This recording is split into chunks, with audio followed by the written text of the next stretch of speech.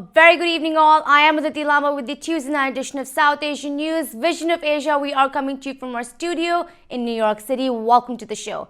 Let's begin by taking a look at the coronavirus pandemic. Globally, we are looking at 81.7 million cases of the coronavirus with at least 1.78 million deaths. In the United States, we are at more than 19.4 million cases of COVID-19 with at least 336,000 deaths. States Alabama, Georgia, California, Mississippi, North Carolina, and South Carolina are setting new records of hospitalizations. California has now become the new epicenter of the coronavirus in the country, with many hospitals reaching capacity in ICUs, ventilators, and PPE. There are severe restrictions and stay-at-home orders in that state. The country is recording at least 180,000 new COVID-19 cases and at least 2,200 COVID-19 deaths each day. More Americans have been hospitalized this past week than any other week of the pandemic. Meanwhile, travel on Sunday saw the most number of people through U.S. airports and has now set a stage for new waves of new infections across the nation. On vaccines, the rollout continues to inoculate frontline healthcare workers and long-term care facilities, with 2 million vaccines already being administered, with a goal to vaccinate 20 million people by the year's end. Currently, 11.4 million doses of vaccine of Pfizer and Moderna have been distributed in the nation. Today, Vice President-elect Kamala Harris received Moderna's COVID-19 vaccine to boost up confidence of the public towards the vaccine.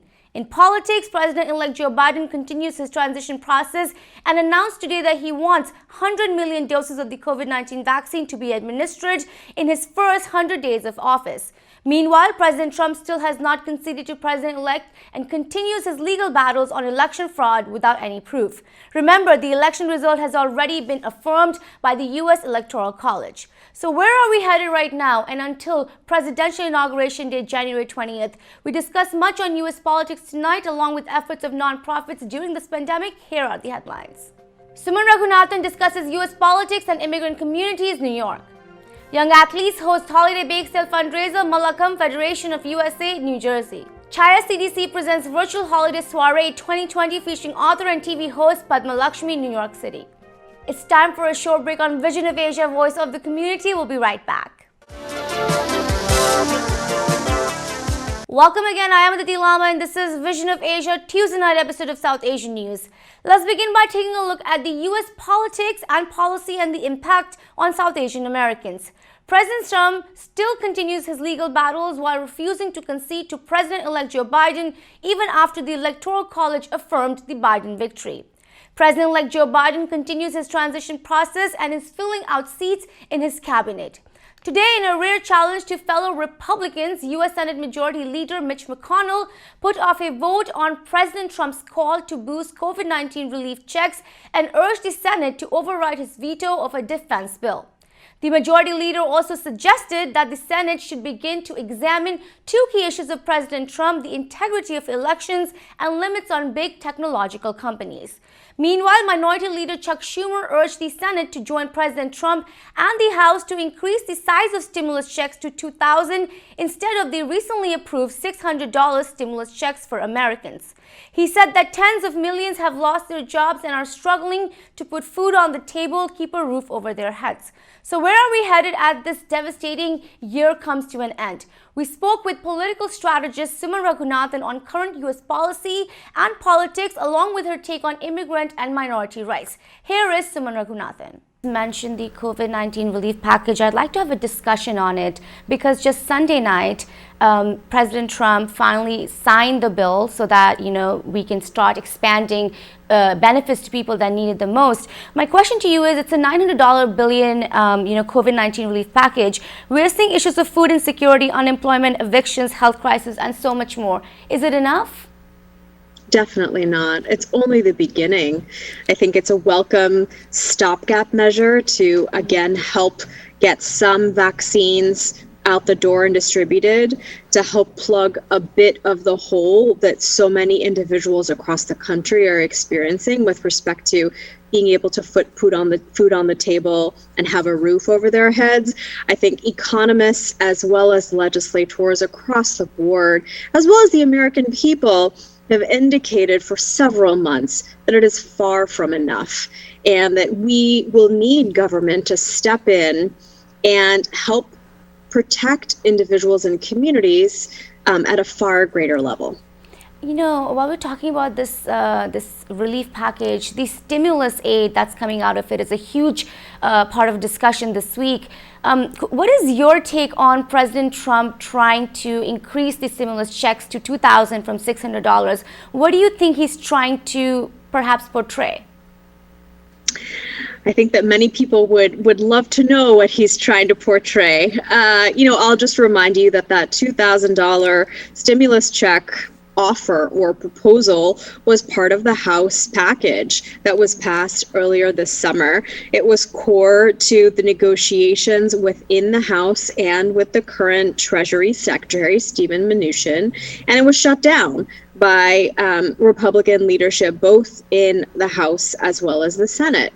So I think while we can't understand or really fathom the current president's motivations behind scuttling that bill, I do think that it was simply an opportunity for him to put a wrench in the works and again ensure that intransigence and not doing enough to support the American people is one of his core legacies. Do you see this bill being passed by the Congress, Suman, this increase to $2,000? I very much hope so. That $600 in some cases, or that $300 in some cases per individual or per household, is very little. And yet it is crucial aid, as you mentioned, at a time when so many individuals are out of work and the coronavirus is continuing to ravage communities across the country, not in blue states, not in red states, but really across the United States. And so I think many individuals, regardless of their political affiliation, are well aware that it is incumbent upon government to do their job by helping people.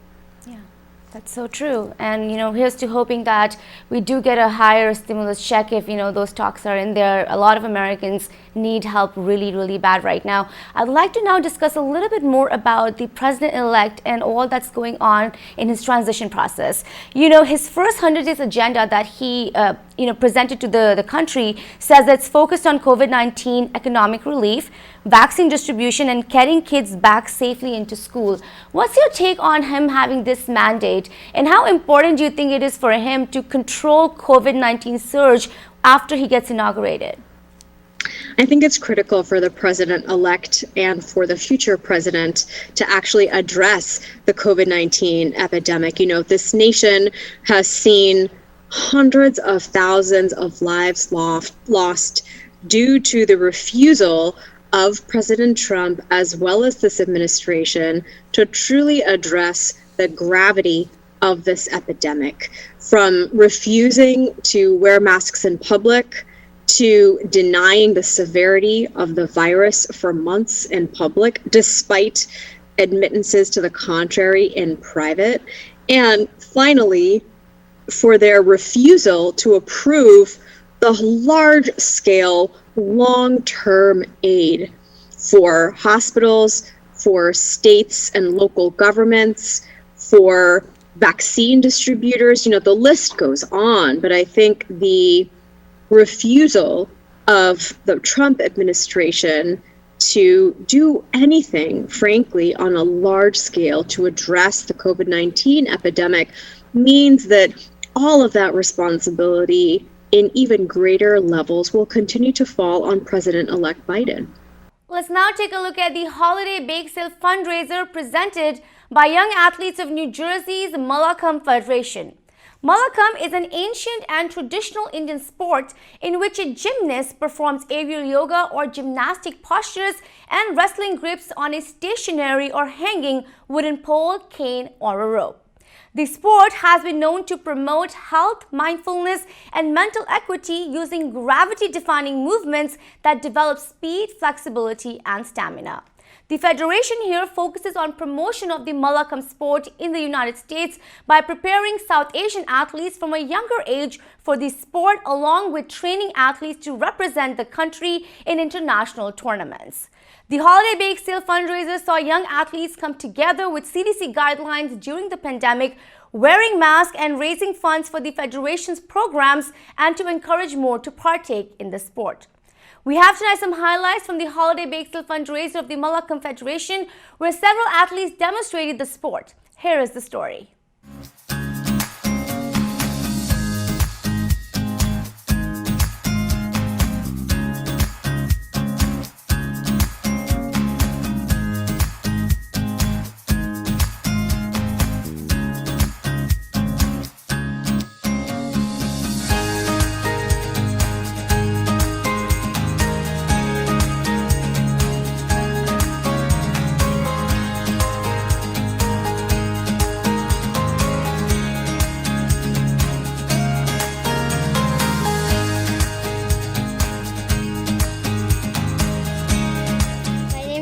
Kangani. The bake sale is about having a fundraiser where we bake and we save money so we can get a crash mat. Hi, my name is Raghunathan. I am one of the coaches at Mallakhamb Federation. Today is a special day for Christmas. We are doing a bake sale and a raffle to support Mallakhamb Federation, and I am happy to be a volunteer for this bake sale. And I am asking anyone who is interested to support Mallakhamb to donate generously or come to 216 Tingley Lane on 25th, 27th, 1st and 3rd in the evening time and purchase products and help Mallakhamb raise funds. I am very proud to support Mallakhamb Federation with all the coaches to help fitness to our kids. Thank you very much. Hi, my name is Chhaya.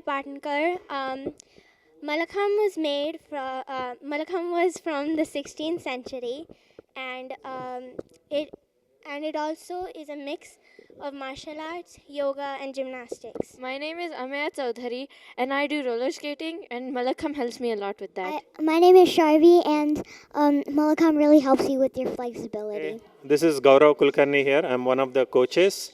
So Mallakhamb is one of the oldest sport which was invented in Maharashtra, and now it's spread globally across the world.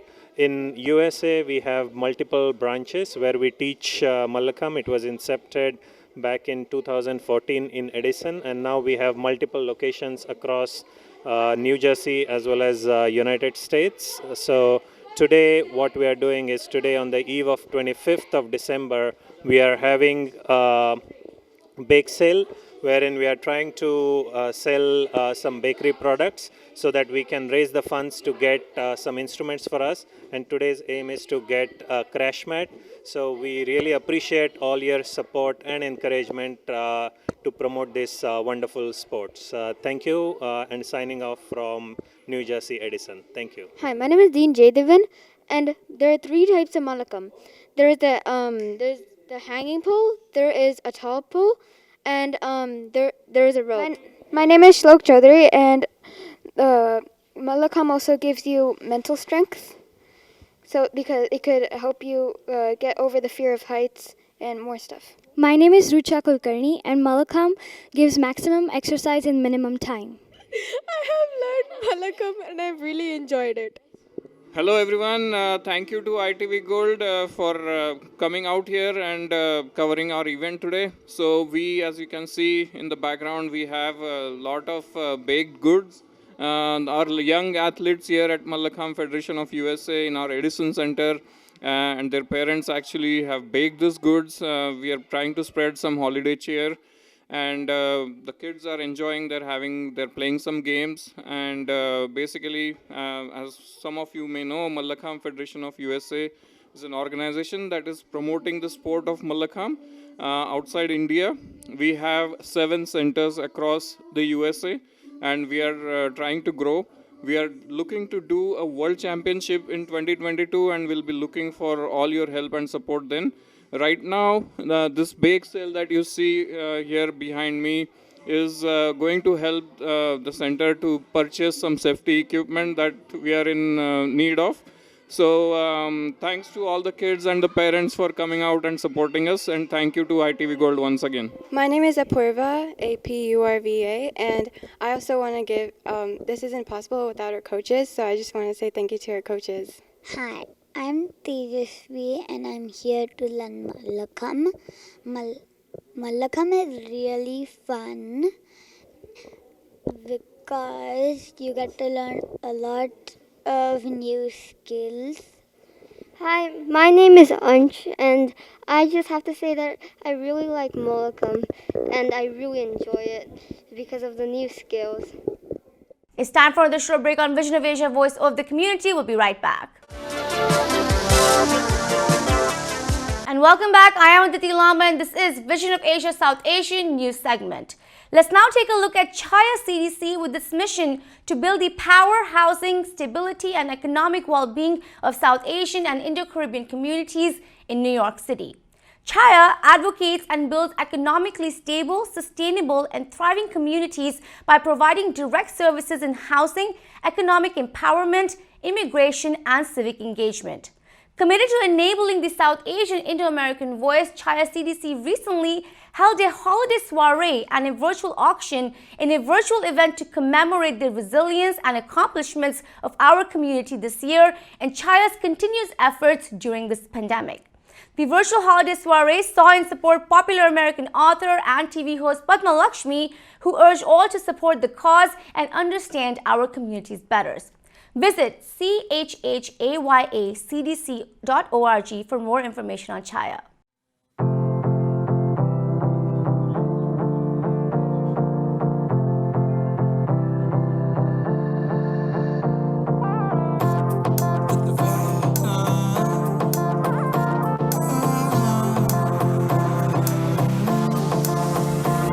मेरी से परनीत आ जाओ ना तो सही ऐसी मन की है सच्ची तुम हो सितारों की भरे हुई गलती. Hello and welcome. My name is Reena Shah and I am so happy you all are here with us tonight to be a part of Chhaya's holiday soiree. It has been Chhaya's tradition to have a get-together at the end of the year to celebrate our accomplishments, to look toward the future, and to thank everyone who has supported us. Although we cannot be with you in person, we are with you in our hearts and, of course, on your devices.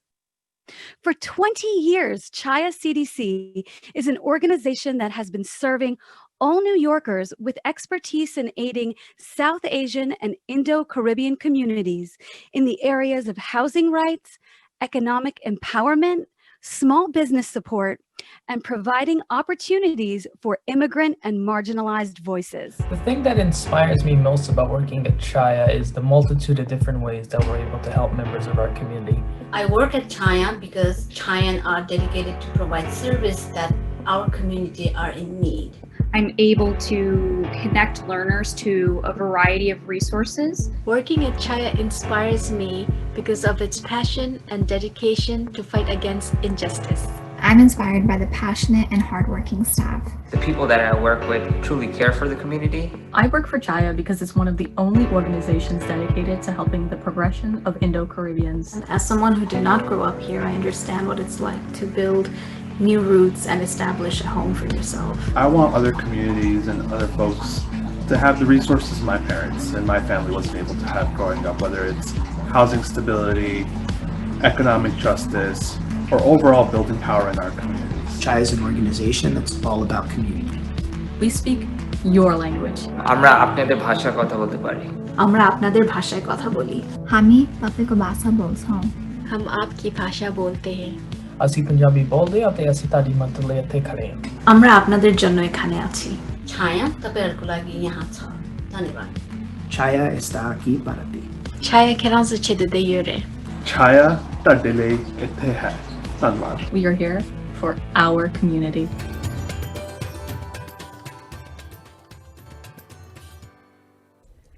We are proud that we have been able to help thousands fight for their rights, fight eviction, fight foreclosure, navigate a daunting credit system, find resources and support for their small businesses, and navigate the immigration system and more. We are proud that we have been a steady voice fighting for the inclusion of South Asians and Indo-Caribbeans in public policy. Yet, this pandemic has brought into focus the immense amount of work ahead of us and the need to continue to respond to the changing needs of our community. Over the last 8 months, we were able to pivot our services to emergency relief. We distributed over $600,000 in cash to families in need, and with our partners, distributed food to thousands of households, supported small businesses in navigating the little help that was available, helped tenants apply for rent relief, and assisted those who've lost jobs with unemployment applications, all while continuing to advocate for systemic change. As we brace ourselves for the second wave of the pandemic, we are committed to remaining strong and present for our community members who need us. We will continue to do everything to bring relief and to continue to fight for systemic change. Thank you again for your support. Hi everyone, I'm Padma Lakshmi and I'm here in support of Chhaya, CDC's relief efforts. Chhaya has been working tirelessly during COVID to help Indo-Caribbean immigrants as well as South Asians on mortgage relief resources, sometimes delivering direct cash, delivering groceries and food and supplies in conjunction with other organizations, educating people in the community about evictions and raising rents. They do such good work and we need to help them because throughout COVID, they've been doing an extraordinary job for our community. They also helped the 2020 census safely account for all the people in Jackson Heights and in our community. And as we know, filling out the census and accounting for everyone who lives in our area is really, really important because that is what's going to decide what funds and resources the community gets. Queens is very dear to my heart. When I was in kindergarten, my mom and I moved to Elmhurst, and Jackson Heights isn't just a food hub for me. It's a place that makes me feel like home. So please donate and help Chhaya do the extraordinary work that they do for all of us who need it. Thank you so much, Padma Lakshmi. Everybody, please give it up for DJ Rekha. Check. What's up, everybody? How you doing tonight? I just want to give a big shout out to Reena Shah. Reena is an accomplished stage and screen actress, dancer, choreographer, singer, voiceover artist. She's toured with me as a dancer and bhangra instructor. She'll be next seen on screen in Geeta Malik feature film India Sweets and Spices. Find Reena at dancingreena.com and on Instagram at dancingreena.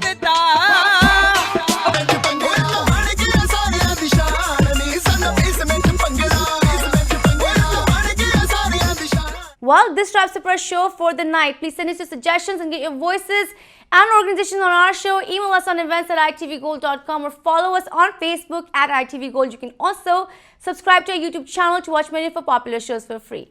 Thank you for joining us tonight from Queens, New York. This is Vision of Asia and I am Aditi Lamba. Take care and be well.